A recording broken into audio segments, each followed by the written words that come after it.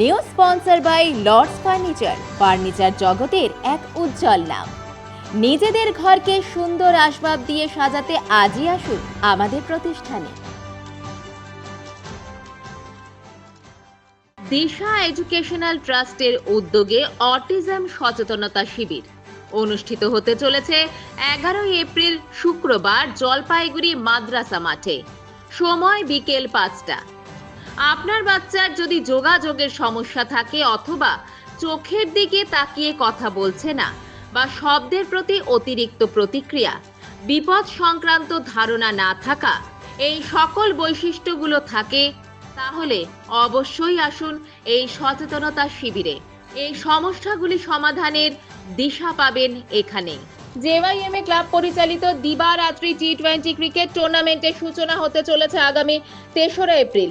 তারই জোর কদমে প্রস্তুতি চলছে মাঠে। মঙ্গলবার জেওয়াইএমএ ক্লাব খেলার মাঠে সাংবাদিক সম্মেলন করে একথা জানালেন ক্লাবের সম্পাদক কানাই দাশগুপ্ত।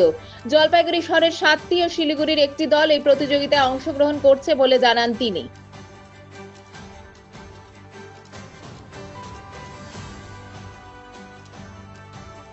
3 এপ্রিল থেকে আমাদের টি20 টুর্নামেন্ট শুরু হচ্ছে।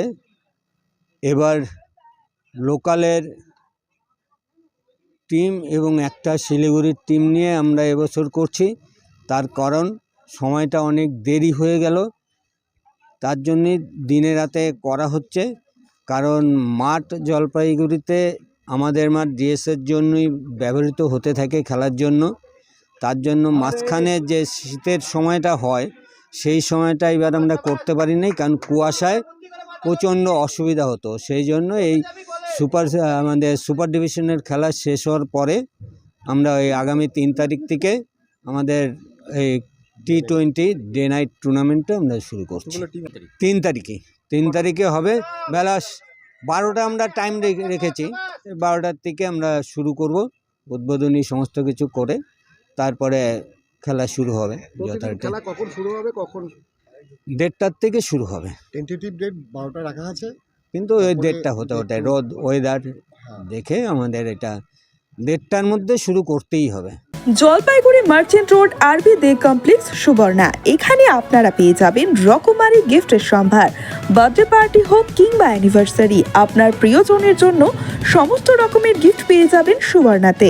36 বছরের পুরনো প্রতিষ্ঠান জলপাইগুড়ি মার্চেন্ট রোড আরবি দে কমপ্লেক্স সুবর্ণা।